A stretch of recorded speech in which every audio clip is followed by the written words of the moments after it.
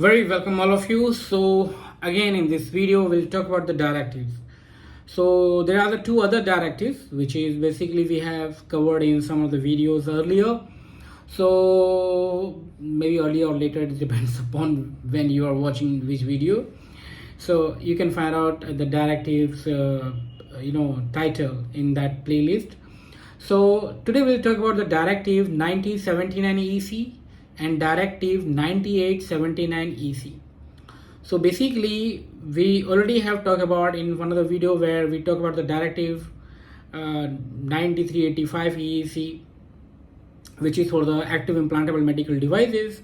So according to the EU AIMDD, like European Active Implantable Medical Device Directives, like we consider it as a separate directive for the active implantable medical devices.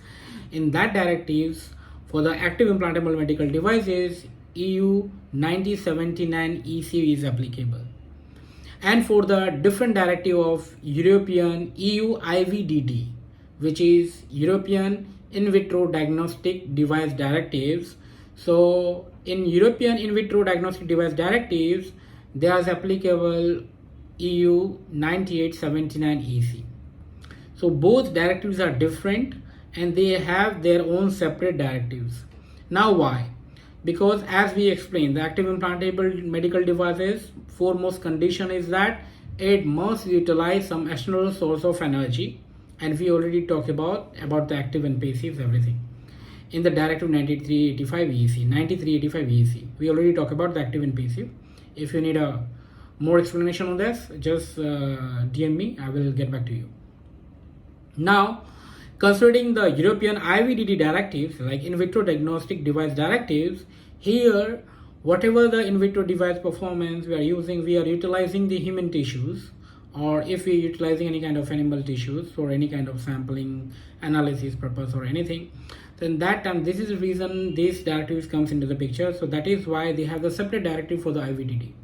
So whenever you have the IVD devices, then you need to follow the 9879 EC, and if you are following AIMDD, then it is 9079 EC. Okay, so these are just two different directives, and basically they have their own set of requirement. And the foremost requirement already I had mentioned for AIMDD, it should be the external source of energy, and for the EU IVDD, like in vitro diagnostic device directive, it should be some human tissues, human biosamples, biofluid utilization. Then they comes into this picture. This directive comes into this picture. So that is a small video for the terminology, because whenever you are writing some technical document, maybe you encounter such kind of directives. So you should aware of these directives, foremost conditions and all.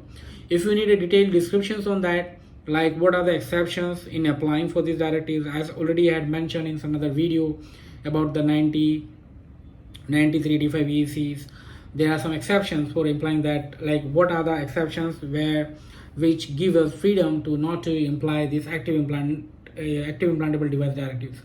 So there are some exceptions for each and every cases. So what are these exceptions? So for that we need a brief explanations on this. So I will cover in the separate video, and in that separate video definitely the more proper example has been given.